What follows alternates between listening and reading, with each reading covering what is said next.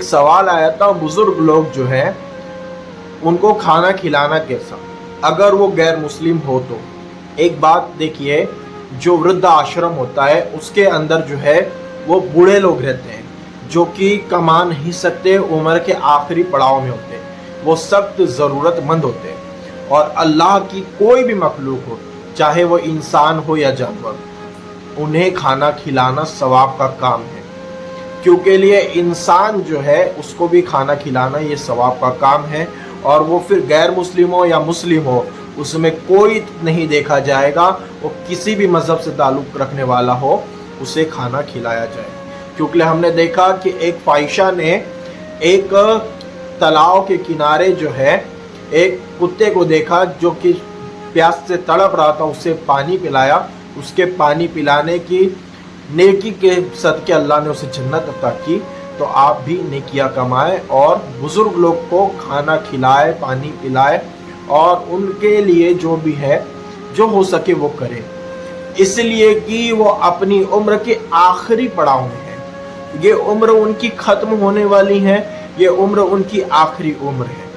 इसमें अगर उनके साथ आप अच्छा सलूक करेंगे, उनके साथ अच्छा बिहेव करेंगे, तो जिसकी बरकतें ये होगी कि आप मुसलमानों को देखकर कि मुसलमान के बच्चे कितने नेक हैं, वो हमारे साथ कितना नेक सलीका कर रहे हैं, कितना अच्छा हमारे साथ वो बर्ताव कर रहे हैं, अगर वो देख लेंगे और उनके दिल में इस्लाम की जो है लज्जत पैदा हो जाए, तो वो मुसलमान भी हो सकते हैं। इसीलिए हमें चाहिए कि गैर मुस्लिम हो या मुस्लिम हो, अगर उसे सख्त ज़रूरत है और वो इस लायक है कि उसे मदद की ज़रूरत है और उसे भूखा है, प्यासा है और सख्त भूख की शिद्दत में है, तो उसका मज़हब नहीं देखा जाएगा, उसे पहले खिलाया जाएगा। चाहे वो नसारा हो, चाहे यहूदी हो, चाहे किसी भी मज़हब से ताल्लुक़ रखने वाला हो, उसे खाना खिलाना ये आपका फ़र्ज़। और कुछ लोग ये भी कहते हैं कि भाई खाना क्यों खिलाना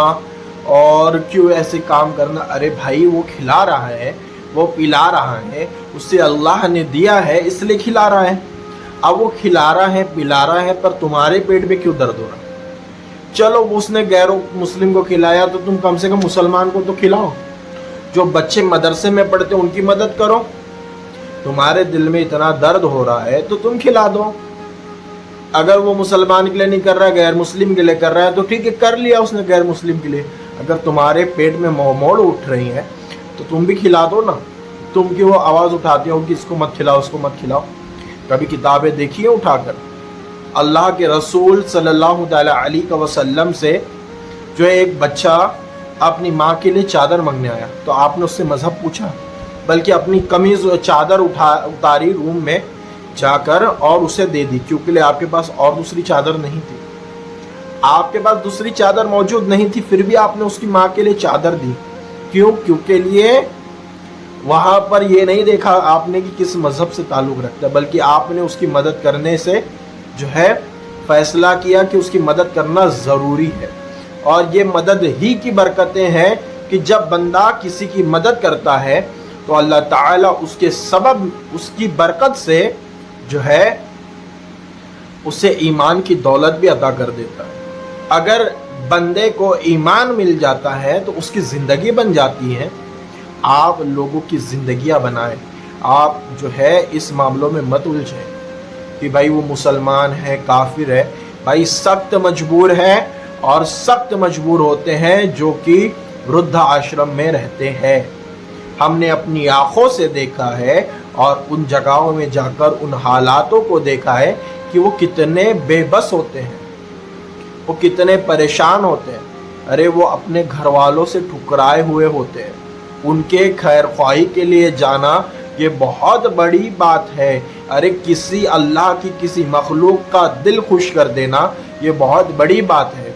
उसके साथ बैठना, उनके साथ बातें करना, उनके साथ हंसी मजाक करना, इससे उनके दिल खुश होते हैं। और जब एक मुसलमान दूसरे का दिल खुश करता है और उन्हें लगे कि इसके इस्लाम देखो कितना अच्छा मज़हब है कि जो अपना जो है ईद का दिन वो हमें दे रहा है, तो वो कितना खुश होंगे।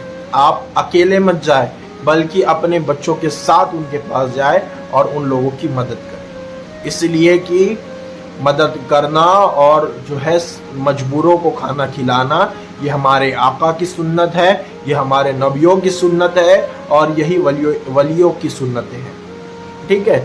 تو آپ جو ہے ان لوگوں کے طریقوں پہ چلو اور ان لوگوں کے راستوں پر چلو جن پر اللہ نے انعام کیا ہے، ان لوگوں کے راستے سے بچو جن پر عذاب ہے۔